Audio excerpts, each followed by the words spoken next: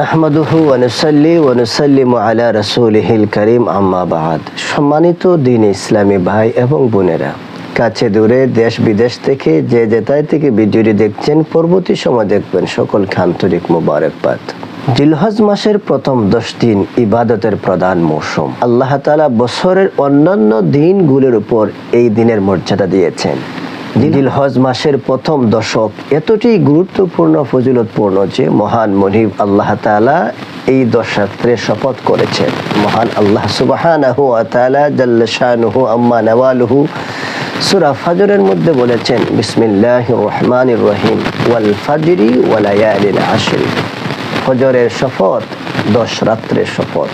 বুখারী এবং আবু দাউদ শরীফের বর্ণনা এসেছে, হযরত আব্দুল্লাহ ইবনে আব্বাস রাদিয়াল্লাহু তাআলা আনহু থেকে বর্ণিত, রাসূল করিম সাল্লাল্লাহু আলাইহি ওয়াসাল্লাম ইরশাদ করেছেন, মা মিন আইয়ামিন আমালুস সালিহ ফিহা আহাব্বা ইলাল্লাহ মিন হাদিহি আইয়ামি ইয়ানাল আইয়ামাল আশর।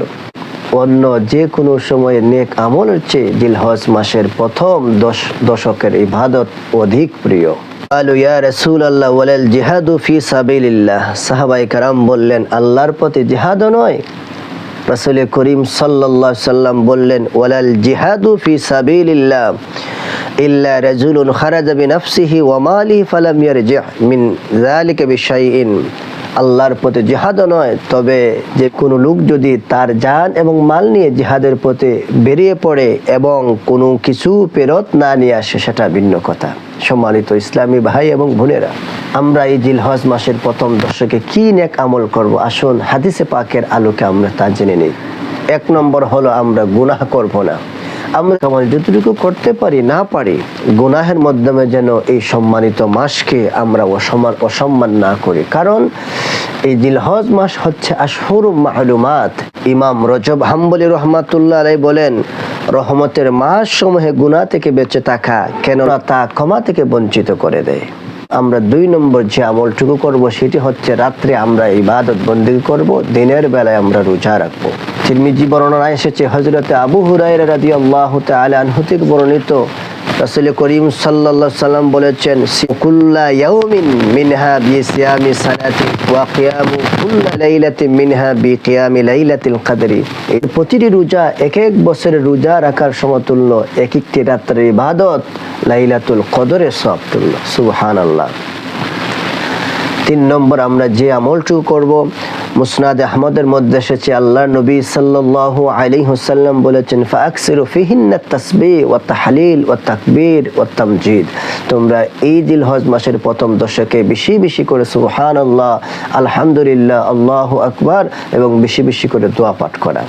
4 নম্বর আমরা যে আমলটি করব, সহিহ মুসলিম এবং জামে তিরমিজি বর্ণনা এসেছে, মুস্তাহাব যে আমলটি, সেটি হচ্ছে, ইজা রাআয়া হিলালি জিলহজ্জা ওয়া আরাদা আহাদুকুম আইয়ুদহা ফালইয়ামসিক আন শা'রিহি ওয়া যফারিহি। যে ব্যক্তি জিলহজ মাসের চাঁদ উদিত হতে দেখেছে এবং কুরবানি করতে ইচ্ছা পোষণ করেছে, সে যেন চুল, নখ, মুছ ইত্যাদি কিছুই না কাটে।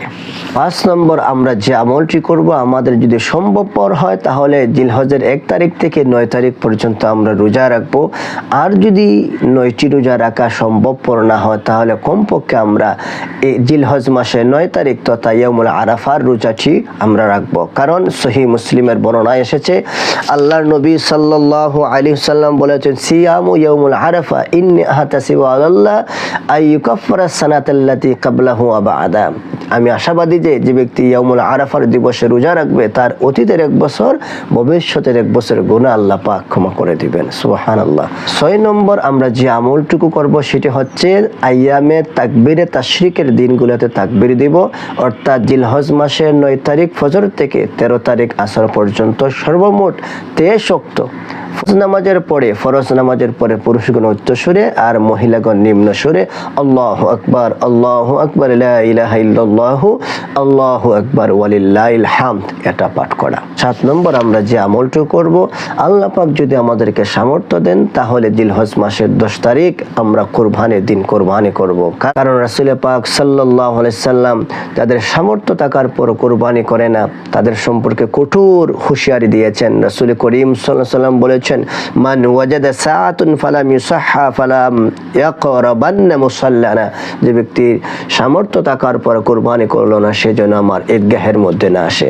দিন ইসলাম ভাই এবং বোনের, আল্লাহ পাক তাবারক ওয়া তাআলা যেন আমাদেরকে নেক আমল করার মতো তৌফিক আতা ফরমান, আমিন।